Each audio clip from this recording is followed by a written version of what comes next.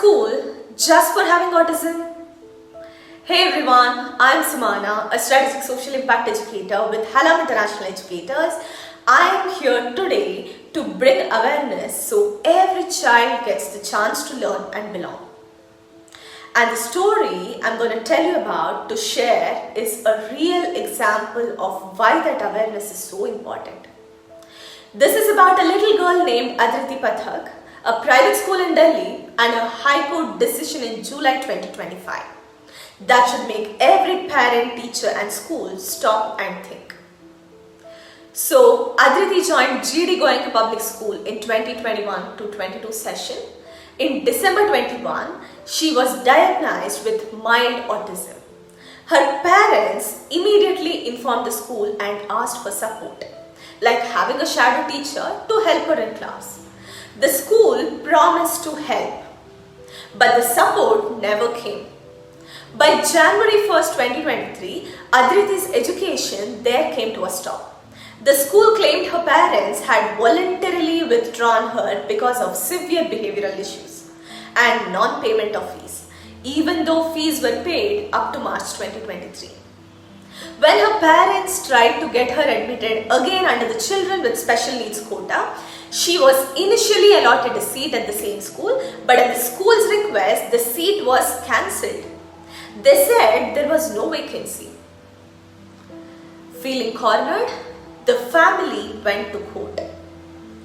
The Delhi High Court set up a special committee from the Inclusive Education branch of the Department of Education to assess Adriti's needs. So the committee's findings were very clear.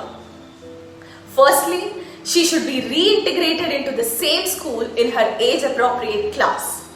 Secondly, she should be allowed to attend with a shadow teacher appointed by her parents. And third, the school must provide all necessary accommodations under the Rights of Persons with Disabilities Act 2016. The school tried to defend itself by saying her disability wasn't disclosed at the time of admission. There were no seats in her class. Children with special needs admissions only happen through a centralized draw. But the court, they weren't convinced. It pointed out the school already knew that her diagnosis and had earlier promised the support. No vacancy is not an excuse. Class strength limits can't override a child's right to education. And most importantly, this wasn't a voluntary withdrawal. She was pushed out because the school failed to support her. So the court ordered, readmit Adriti within 2 weeks as a fee-paying student. Allow her shadow teacher. The Department of Education must monitor her reintegration and ensure a supportive environment. The school must file proof of compliance within 4 weeks. This ruling sent a clear message. Inclusive education is not optional. It is the law. So well, as a strategic social impact educator, here is what I believe.